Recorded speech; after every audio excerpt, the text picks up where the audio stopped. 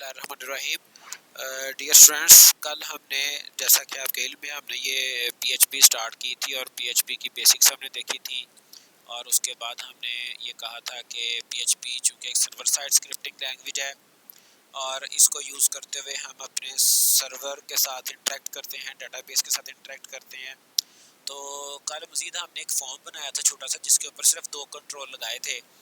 एक text field लगाई थी और एक पासवर्ड फील्ड लगाई थी और इसको हमने सबमिट किया था फॉर्म को। और इसकी वैल्यूज़ मैंने आपको कहा था कि एक्शन फॉर्म टैग की एक प्रॉपर्टी एक्शन, उसमें हम जो भी यहाँ पे फाइल का नाम देंगे पीएचपी फाइल का, उस फाइल के ऊपर हमारे फॉर्म की ये वैल्यूज़ सबमिट होंगी और वहाँ से हम इन कंट्रोल की वैल्यूज़ को by using the name of the controls, जैसे यहाँ पे यू नेम कंट्रोल का नाम है, टेक्स्ट फील्ड का नाम है, यू पास पासवर्ड फील्ड का नाम है, इन नामों के ज़रिए से हम अपने फॉर्म की वैल्यूज़ को रिट्रीव कर सकते हैं।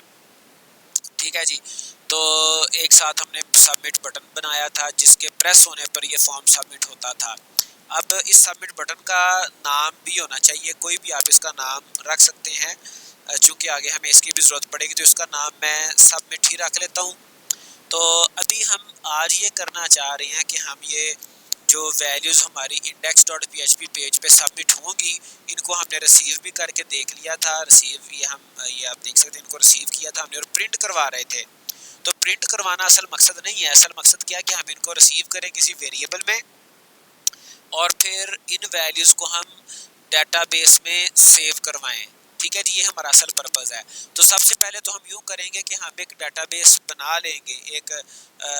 हम यूँ करते हैं कि हम अपने इधर चलते हैं अपने ब्राउज़र पे और तो ब्राउज़र पे हम लोकल होस्ट ओपन करते हैं, direct writing here local host, और यहाँ पे आप देख सकते हैं टूल्स में PHP MyAdmin आपको मिलेगा। तो या तो आप अपने लोकल होस्ट, आपका जो सर्वर का जो मेन पेज है, वहाँ से आप PHP MyAdmin को ओपन कर लें, या फिर आप अपने ब्राउज़र पे लोकल होस्ट लिखेंगे, / लिख के PHP MyAdmin आप लिखेंगे तो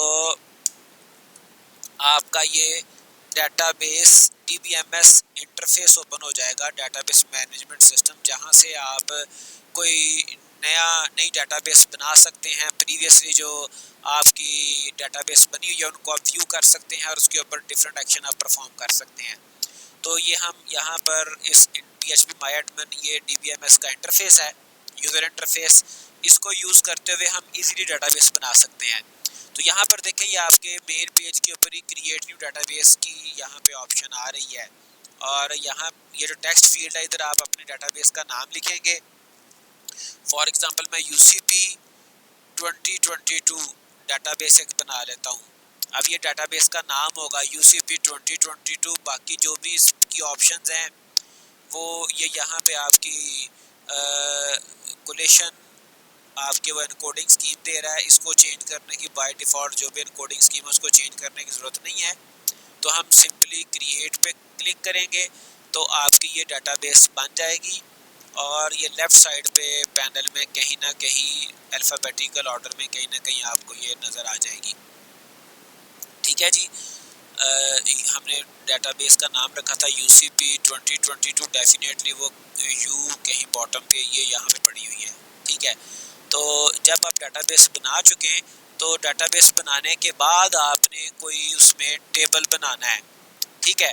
तो ये देखिए, मैंने इसको ओपन किया अपने UCP 2022 को, तो यहाँ पे फ़िलहाल ये 0 शो कर रहा है। 0 से मुराद ये कि कोई टेबल नहीं है अभी।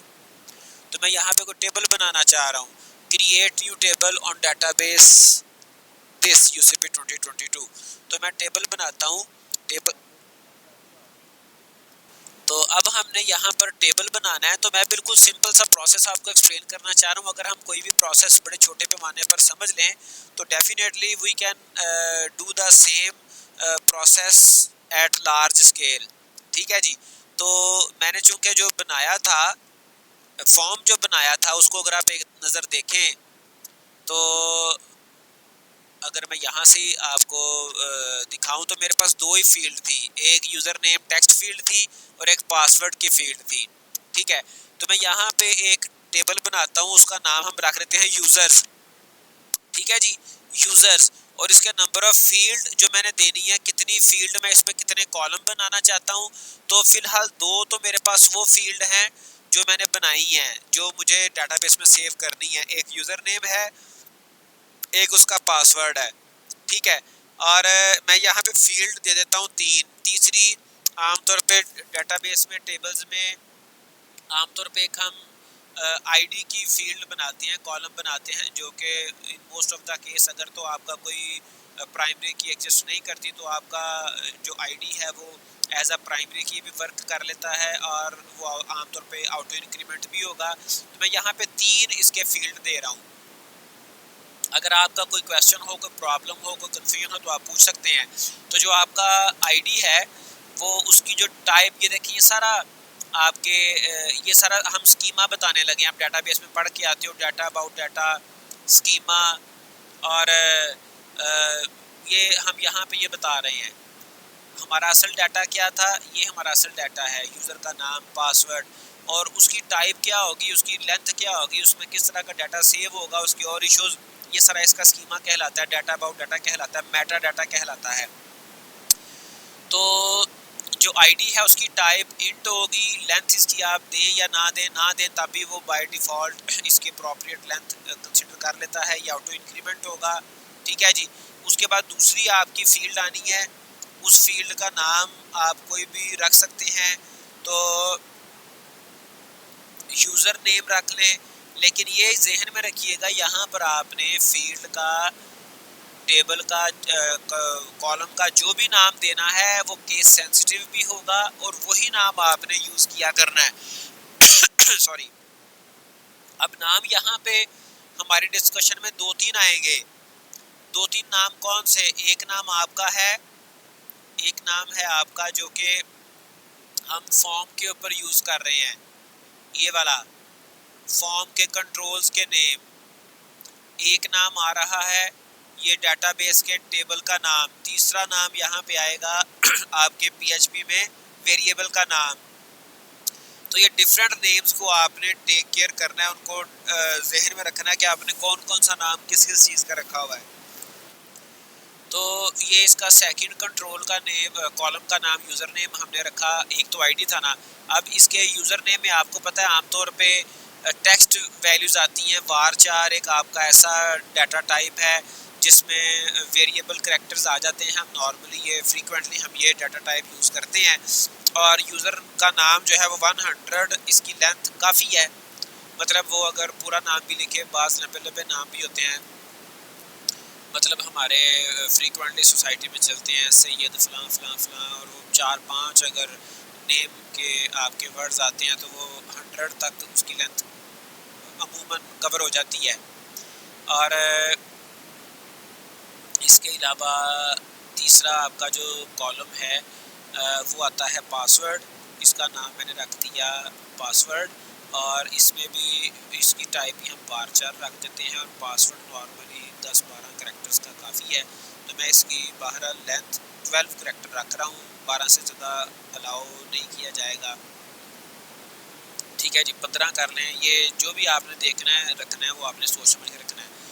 तो ये कुछ आपने इसके कंस्ट्रेंट्स बताए, और उसके बाद जब आप इसको सेव पे क्लिक करेंगे तो आपका ये टेबल क्रिएट हो जाएगा, ठीक है जी। अब आपने ये देखना है कि टेबल का जो नाम है वो क्या है। टेबल का नाम है यूज़र्स, और इसमें जो आपने कॉलम्स बनाए हैं यूज़र नेम है, पासवर्ड है, और तीसरा है आईडी जो कि ऑटो इंक्रीमेंट है। अच्छा जी, अब ये टेबल हमारा क्रिएट हो गया, डाटाबेस हमने बना ली। डाटाबेस का नाम है UCP 2022, टेबल का नाम है यूज़र्स। यूज़र्स में ये हमारे पास यूज़र नेम, पासवर्ड, ये 2 हमारी इंपॉर्टेंट फील्ड्स हैं। तो अब हम वापस आते हैं इधर अपनी कोडिंग की तरफ। तो अब आप ये देखिए कि हमने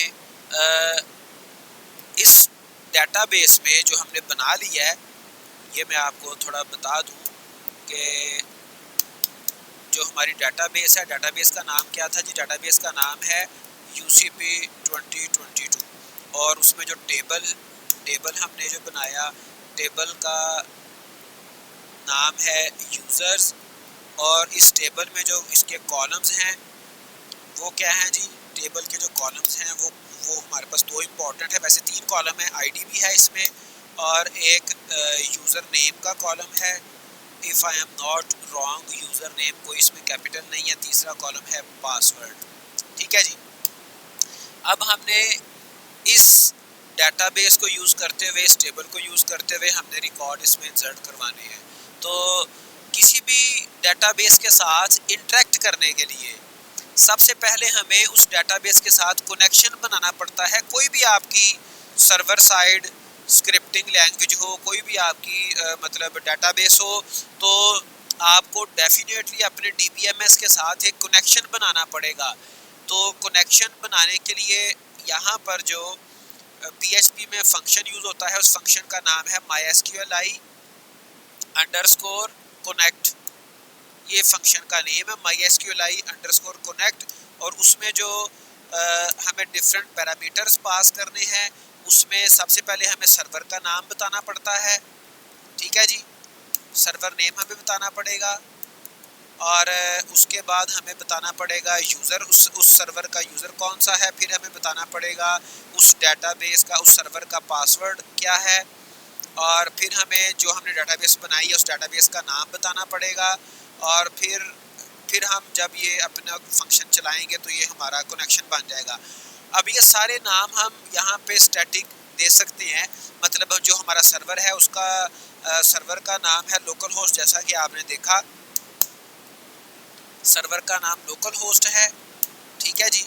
और जो यूज़र है, user by default local host पे यूज़र रूट होता है। और ये आप देख सकते हैं जाके अपने डेटाबेस पे phpMyAdmin पे, अगर आप होम पे जाएं तो यहाँ पे आपको ये देखें user root at localhost server है और रूट जो है ये यूज़र का नाम है। ठीक है। और जो पासवर्ड है इसका बाय डिफ़ॉल्ट पासवर्ड इसका एम्प्टी होता है। तो पासवर्ड भी यहाँ पे कहीं ना कहीं बताया होगा। If I am searching here as you can see, तो your configuration file contains setting root with no password. तो रूट आपका यूज़र नेम है जिसका पासवर्ड बाय डिफ़ॉल्ट कोई भी नहीं है। ठीक है जी। तो पासवर्ड आप बता सकते हैं, ज़ाहिरी बात है अगर पासवर्ड कोई भी नहीं है तो एम्प्टी आएगा। और डेटाबेस का नाम जैसा कि आपको पता है कि मैंने UCP 2022 के साथ इंटरेक्ट करना है, तो आप ये इस तरह से ये सारी वैल्यूज़ दे सकते हैं। लेकिन बेटर ये है कि आप ये वेरिएबल्स बना लें। PHP में वेरिएबल बनाने के लिए आपको पता है कि आप $साइन यूज़ करते हैं, डॉलर सर्वर। ठीक है।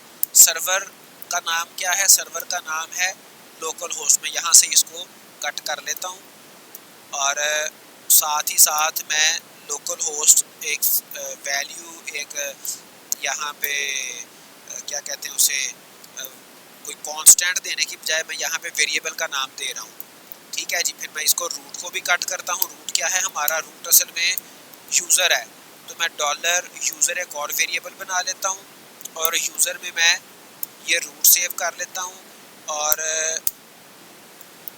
फिर दूसरा जो पैरामीटर था यूज़र का वो मैं यहाँ पे वेरिएबल का नाम लिख देता हूँ यूज़र। और तीसरा जो पैरामीटर था वो है पासवर्ड।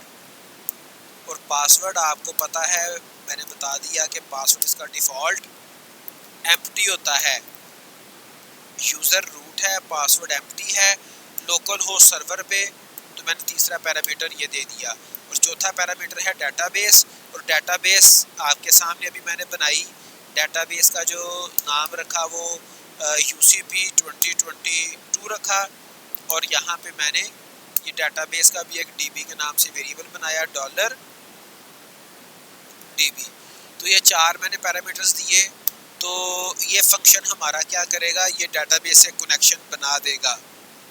और इस फंक्शन को मैं एक और वेरिएबल में सेव कर लेता हूँ,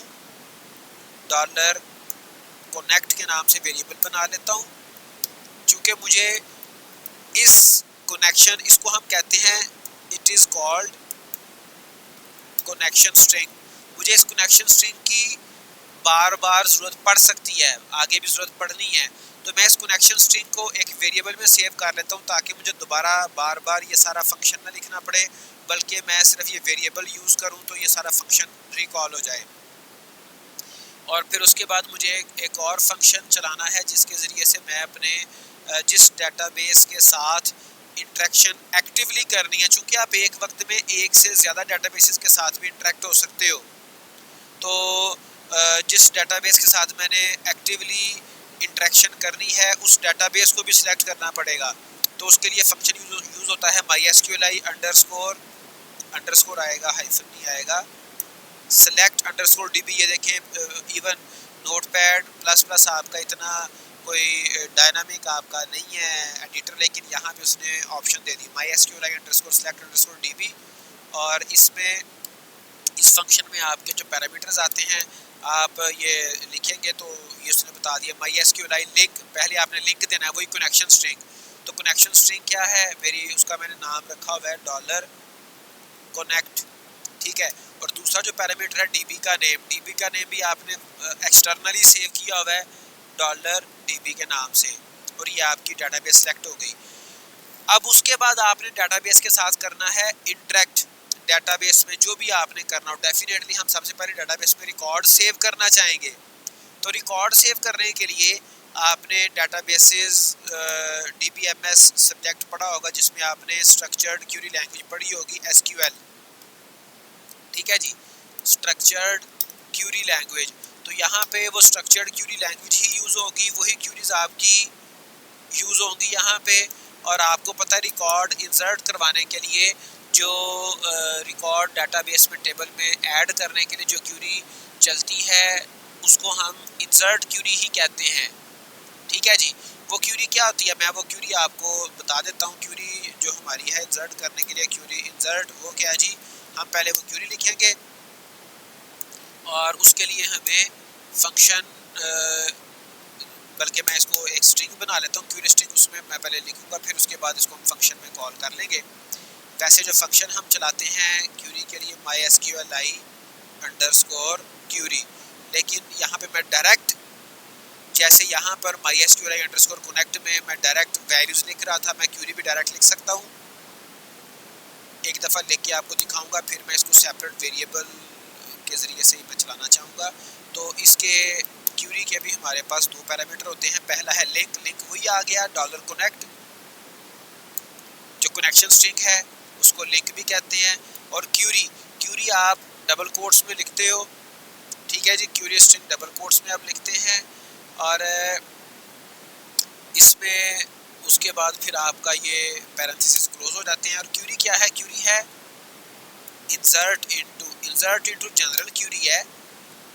ये कीवर्ड्स आपके हमेशा आएंगे जब भी आप डेटाबेस में रिकॉर्ड सेव करना चाहोगे। इंसर्ट इनटू के बाद आपने टेबल का नाम लिखना होता है। डेटाबेस आप पहले सिलेक्ट कर चुके हो, जिस डेटाबेस के साथ आपने इंटरेक्शन करनी है, जिस डेटाबेस में आपने रिकॉर्ड सेव करने हैं, अब उस डेटाबेस में फर्दर आपने टेबल बताना है। टेबल का नाम आपको पता है मैंने रखा था यूजर्स, ठीक है जी। टेबल बताओगे, उसके बाद आपने उन टेबल्स में से जिस टेबल में रिकॉर्ड सेव करना है, जिस कॉलम में आपने रिकॉर्ड सेव करना है उस कॉलम के नाम बताओगे। तो आपको पता है यूजर्स के टेबल में हमने 3 कॉलम बनाए हैं, ठीक है जी। एक कॉलम, मैं दोबारा इसको ओपन करता हूँ, कहीं होम पे चला गया। तो ये UCP यूजर्स के टेबल में 3 मैंने कॉलम बनाए थे। अगर मैं इसका यूजर्स को ओपन कर लूँ, देखूँ तो यू कैन सी एक आईडी है, एक यूज़र नेम है और एक पासवर्ड है, ठीक है जी। तो आईडी तो हमारा ऑटो इंक्रीमेंट है। ऑटो इंक्रीमेंट से मुराद ये है कि इसमें यूज़र को एक्सटर्नली वैल्यू सेव करने की ज़रूरत नहीं है, ये खुद ब खुद ही सेव कर दिया करेगा। तो सिर्फ 2 कॉलम है जिनमें मैं वैल्यू सेव करना चाहूँगा। एक का नाम है यूज़र नेम और दूसरे का नाम है पासवर्ड। अब यहाँ पर ये मैं आपको कह रहा था कि ये जो मैं यहाँ पे जो नाम लिख रहा हूँ ना, ये वाले नाम कॉलम के, ये डेटाबेस टेबल के कॉलम के नेम हैं और ये केस सेंसिटिव हैं, यानी कि आप अगर आपने इधर यू कैपिटल लिखा हुआ है, यूज़र नेम और यहाँ पे आपने यू स्मॉल लिख दिया तो ये आपकी क्यूरी सक्सेसफुली नहीं चलेगी, एरर आ जाएगा। बल्कि समटाइम ये एरर भी नहीं देता, फिर बंदा परेशान रहता है कि ये क्यों रिकॉर्ड सेव नहीं हो रहा। दूसरा हमारे कॉलम का नाम है पासवर्ड, तो वो भी सेम आपका केस होना चाहिए। तो आप ये क्यूरी स्ट्रिंग में ही ये पैरेंथेसिस में लिखोगे कॉलम्स के नेम। इसको सिर्फ इसकी रीडेबिलिटी बढ़ाने के लिए मैं इसको नई लाइन पे शिफ्ट करवा देता हूँ ताकि आपको बात समझ आ जाए। कॉलम्स के नाम लिखने के बाद आपने यहाँ पे वर्ड यूज़ करना है वैल्यूज़, VALUES वैल्यूज़, और उसके बाद आपने अगेन पैरेंथेसिस में वैल्यूज़ लिखनी है। ठीक है जी। अब ये वैल्यूज़ कौन सी है, यूज़र नेम की वैल्यू और ये पासवर्ड की वैल्यू, ये वही वैल्यू है जो हमने इधर फॉर्म से सबमिट करनी है। ये जो फॉर्म है हमारा, ये यूज़र नेम और ये पासवर्ड, ये वैल्यूज़ हम यहाँ से सबमिट करेंगे जो कि index.php पे रिसीव हो रही हैं, वही वैल्यूज़ हमने यूज़ करनी है। अब index.php पे प्रीवियस लेक्चर में हमने इन दोनों वैल्यूज़ को प्रिंट करवाया था, ये प्रिंट हमने करवाया था। हमें प्रिंट करवाने की एक्चुअली ज़रूरत नहीं है। हमने क्या करना है, हमने इन वैल्यूज़ को किसी वेरिएबल में सेव करना है ताकि हम उसको क्यूरी में चला सकें, क्यूरी में हम वैल्यूज़ दे सकें। तो मैं अगेन ये वैल्यूज़ यहाँ पे अपनी किसी वेरिएबल में सेव करवा लेता हूँ। $_request मैंने बताया था, ये पोस्ट मेथड, आपके फॉर्म का मेथड पोस्ट हो या गेट हो, दोनों के लिए ये सेम वे में यूज़ हो सकता है। तो एक मैंने PHP वेरिएबल बनाया यूज़र, उसमें मैंने यूनेम रिसीव कर लिया, और दूसरा जो आपका कंट्रोल का नाम था वो था पासवर्ड ही था गालिबन, if I am not forgetting, you pass था इसका नाम, यू पास। ठीक है जी। तो कंट्रोल का नाम था यू पास, और ये मैंने यू पास जो फॉर्म का कंट्रोल था उसकी मैंने वैल्यू गेट कर ली और इसको मैं $पास में सेव कर देता हूँ।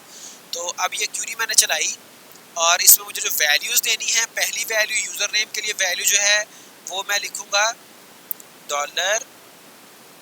$यूज़र, जो मैंने PHP का वेरिएबल बनाया है। लेकिन ये याद रखें कि इस यहाँ पे क्यूरी में आपने इस वेरिएबल को सिंगल कोट्स में एनक्लोज करना है। ठीक है। और उसके बाद जो आपका दूसरा टेबल का कॉलम है पासवर्ड, उसके लिए वैल्यू मुझे चाहिए, वो मैंने $पास में रिसीव करवाई है। ठीक है जी, ये यहाँ पे आ जाएगी। तो ये अगर क्यूरी चल गई तो हमारे डेटाबेस में, हमारे टेबल में, यूज़र्स टेबल में डाटा सेव हो जाएगा। और यहाँ पे डाटा सेव करवाने के लिए मैंने कोई भी कंडीशन नहीं लगाई फ़िलहाल, मैं डायरेक्टली स्ट्रेट अवे मैं डाटाबेस में टेबल में रिकॉर्ड सेव करवा रहा हूँ। तो मैं क्या करता हूँ, मैं यहाँ पे अभी form.html को रिफ़्रेश करता हूँ, टेस्ट करता हूँ कि हमारा रिकॉर्ड डाटाबेस में सेव हो रहा है कि नहीं हो रहा। तो इधर मैं क्या कर रहा हूँ, जिस यूज़र नेम मैं लिख रहा हूँ इरफान शहजाद, और पासवर्ड मैं लिख रहा हूँ लेट्स बी ट्राई के डाटाबेस में रिकॉर्ड जा रहा है कि नहीं जा रहा है। इसको मैं सबमिट पे क्लिक करता हूँ। तो अभी चूँकि मैंने इसके ऊपर कोई भी कंडीशनिंग नहीं लगाई, ये index.php पे आ गया, यहाँ पर मैंने कोई कंडीशन नहीं लगाई। मुझे कैसे वेरीफाई होगा, कैसे पता चलेगा कि डाटाबेस में टेबल में रिकॉर्ड चला गया कि नहीं? मुझे यहाँ पे डायरेक्ट अपने PHP my admin पे DBMS पे जाके देखना पड़ेगा। तो अगर मैं यूज़र्स पे क्लिक करता हूँ, इसको रिफ़्रेश करता हूँ, तो अगर तो रिकॉर्ड इंसर्ट हुआ होगा तो यहाँ पे मुझे ये रिकॉर्ड दिखा देगा। सो ये देखें, यू कैन सी हेयर, ये मैंने जो रिकॉर्ड, जो नाम लिखा था, जो यूज़र नेम लिखा था, जो पासवर्ड लिखा, तो यहाँ पर ये सेव हो गया है। तो लेकिन ये चीज़ याद रखें कि अभी मैंने ये रिकॉर्ड सेव करवाया है, इसके ऊपर क्यूरी के चलने पर मैंने कोई भी कंडीशन नहीं लगाई। अगर आप इस तरह से कोडिंग करेंगे तो इसके कुछ ड्रॉबैक्स भी हैं। जैसे मैं इस पेज को रिफ़्रेश करता हूँ, ठीक है जी, तो मैंने रिफ़्रेश किया तो ये रिकॉर्ड दोबारा से यही रिकॉर्ड सेव हो जाएगा डाटाबेस में। मैं इसको यूज़र्स को फिर क्लिक करता हूँ ताकि ये मेरा रिफ़्रेश हो के दिखाए मुझे कि कोई नया रिकॉर्ड, ये देख लें एक नया रिकॉर्ड सेम वे में इंसर्ट हो गया, हालांकि मैं ऐसा नहीं चाह रहा। ठीक है, तो इसको अवॉइड करने के लिए हम क्या करते हैं, इसको अवॉइड करने के लिए हम अपने कोड में कुछ कंडीशनिंग भी लगाते हैं। कोड को मज़ीद क्लीन करने के लिए एक तो मैं ये जो क्यूरी मैंने लिखी थी, इस क्यूरी को मैं डायरेक्ट यहाँ पे नहीं लिखना चाह रहा, बल्कि ये क्यूरी मैं क्यूरी स्ट्रिंग बनाता हूँ, एक नया वेरिएबल बनाता हूँ डॉलर क्यूरी, या फिर इसको आप इंसर्ट यूज़र लिख लें, जो भी आप इसको वेरिएबल का नाम देते हैं। मैं उस वेरिएबल में ये क्यूरी सेव करवा रहा हूँ, एंड पे सेमीकोलन आएंगे और मैं अपनी MySQL क्यूरी में फंक्शन में मैं यहाँ पे वेरिएबल यूज़ कर लेता हूँ ताकि ये मेरा रीडेबल हो जाए, मामला रीडेबल हो जाए।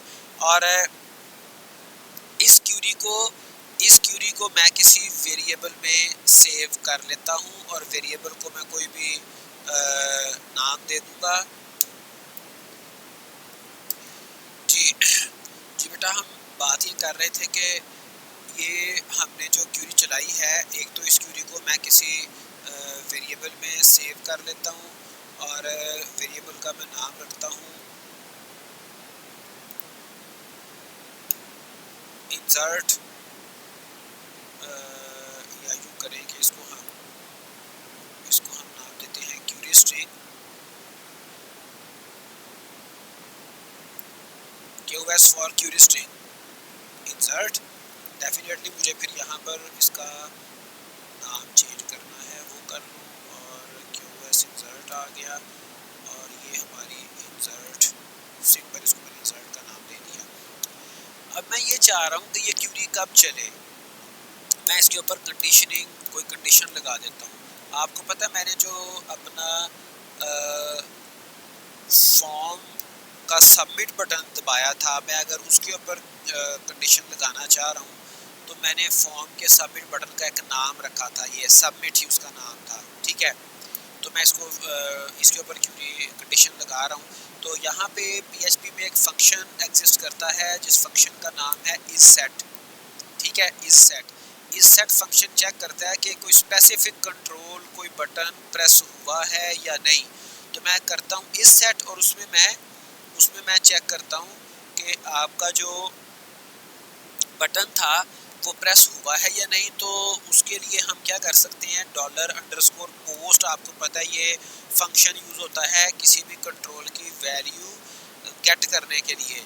तो $_post, और इसमें एज यू नो के हमारे कंट्रोल का बटन का नाम था सबमिट। तो ये जो $_post फंक्शन है, अगर तो ये सबमिट बटन प्रेस हुआ होगा तो ये ट्रू रिटर्न करेगा। तो isSet अगर तो ये ट्रू है तो उसकी बेस पे ये क्यूरी चलेगी। और इसके साथ अगर मैं कंडीशन मज़ीद लगाना चाहूँ तो मैं यहाँ पे ये भी कर सकता हूँ, एंड लगा के, तो ये जो मेरा यूज़र नेम था, मैं कहता हूँ user name is not empty, मैं ये भी कंडीशन लगा सकता हूँ। एंड $_यूज़र मैंने चेक करना है कि एम्प्टी नहीं है, नॉट इक्वल, तो एम्प्टी मतलब एम्प्टी स्ट्रिंग, ये एम्प्टी स्ट्रिंग को रिप्रेजेंट कर रहा है और ये जो ऑपरेटर है नॉट इक्वल का ऑपरेटर है PHP में। ठीक है जी, बाज़ लैंग्वेजेस में आपको पता है अक्सर लैंग्वेजेस में यही ऑपरेटर यूज़ होता है, सी लैंग्वेज में भी यही यूज़ होता है, बाज़ में ये ऑपरेटर नॉट का यूज़ करते हैं, लेस देन ग्रेटर देन, लेकिन यहाँ पर ये साइन ऑफ एक्सक्लेमेशन और इक्वल का साइन यूज़ होता है। और साथ में ये भी कंडीशन लगाना चाह रहा हूँ कि जो आपका पासवर्ड है वो भी एम्प्टी नहीं होना चाहिए। एंड दूसरे वेरिएबल का नाम था $pass नॉट एम्प्टी। तो अगर आपका पासवर्ड भी एम्प्टी नहीं है, अगर आपका यूज़र नेम भी एम्प्टी नहीं है और आपका सबमिट बटन प्रेस हुआ है, तो तब ये क्यूरी चलेगी। ठीक है जी, अदरवाइज ये क्यूरी नहीं चलेगी। ठीक है, तो ये मैंने इसके ऊपर कंडीशन लगा दी। तो अब क्या होगा, अब वो एक्स्ट्रा से इजाफी आपके रिकॉर्ड सेव नहीं होंगे। तो मैं दोबारा जाता हूँ अपने ब्राउज़र पे और मैं क्या करता हूँ जी, मैं यहाँ पे जो आपका form.php पेज था, form.php क्या नाम मैंने रखा था उसका, form.html, ये असल में PHP पेज हमने बनाया ही नहीं है, हमने HTML पेज बनाया था, form.html।